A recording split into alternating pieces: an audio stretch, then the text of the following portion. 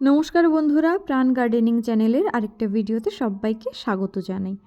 ফেব্রুয়ারি মাস এসে গেছে, গরমের গাছগুলির এবার কিন্তু ডরমেন্সি ব্রেক করার টাইম এসে গেছে।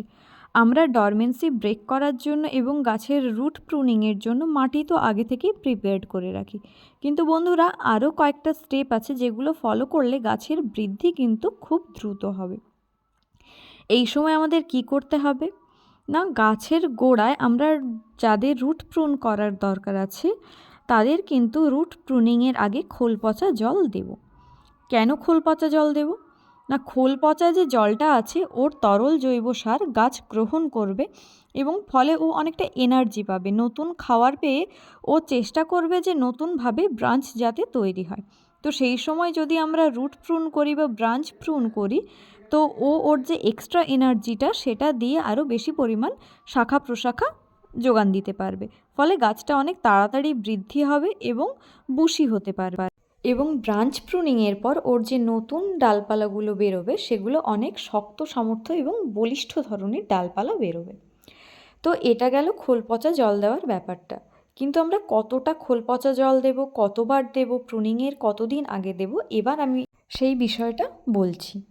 বন্ধুরা, আমরা 150 থেকে 200 বা সর্বোপরি 250 গ্রাম খোলকে 1 লিটার জলের মধ্যে ভেজাবো। ভিজিয়ে আমরা 4 থেকে 5 দিন রাখবো। যদি বৃষ্টির ওয়েদার থাকে, দেওয়া সম্ভব না হয়, তাহলে হাইস্ট এটাকে 6 থেকে 7 দিন বা 8 দিন পর্যন্ত ভিজিয়ে রাখতে পারি। এবং এর সাথে আমরা 10 লিটার জল অ্যাড করব। যদি খোল পচা জলটা অনেক বেশি দিন ভেজানো থাকে তখন কিন্তু 15 লিটার জল অ্যাড করতে হবে। এবং সেই জলটা তারপর ছেঁকে নিয়ে ওই যে পাতলা জলটা হবে গাছ পিছু আমাদের দিতে হবে, যতটা পরিমাণ ধরবে, যার যতটা টব সে ততটা পরিমাণে দেবে। দেখবে যেন এক্সেস খোল পচা ওয়াটার টবের তলা দিয়ে বেরিয়ে গিয়ে নষ্ট না হয়, তো সেই পরিমাণ দেবে।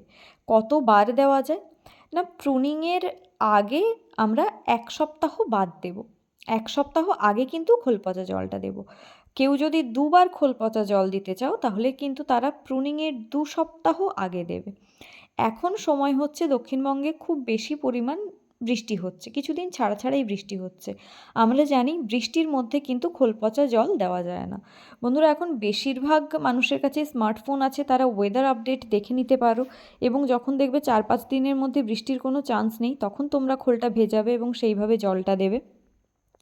আর যদি দেখো বৃষ্টি হচ্ছে তাহলে আমি বলবো বৃষ্টির মধ্য থেকে 2-4 দিনের জন্য গাছটাকে শেডের মধ্যে এনে তারপর খোল পচা জলটা দিয়ে তারপর 1 বা 2 দিন শেডের মধ্যে রেখে তারপর আবার বাইরে বের করে দিতে পারো।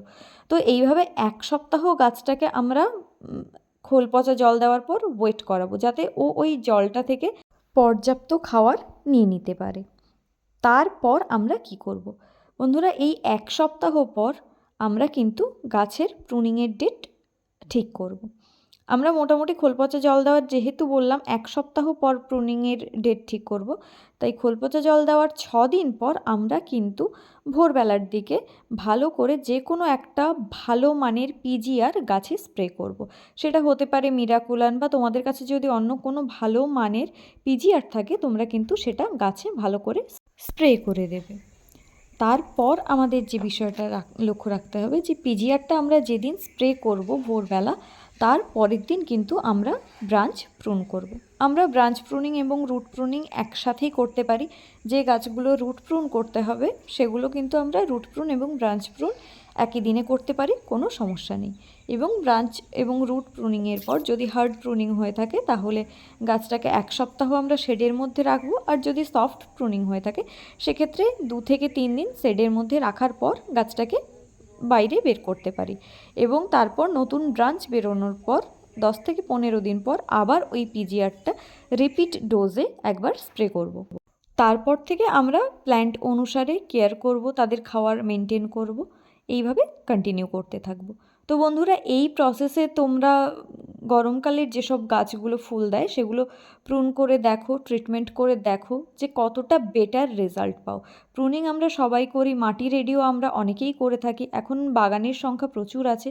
তো এই ইনফরমেশনটা তোমরা মেনটেন করতে থাকো। আর ভিডিওটা ভালো লাগলে প্লিজ লাইক করো। ভিডিওটা কেমন লাগলো তা আমাকে অবশ্যই কমেন্ট করে জানিও। ভিডিওটা যদি ভালো লাগে তোমার বন্ধুদের সাথে শেয়ার করো, আর চ্যানেলটা সাবস্ক্রাইব করে অবশ্যই প্রাণ গার্ডেনিংয়ের সাথে থেকো। আসছি অন্য একটা ভিডিও নিয়ে। নমস্কার।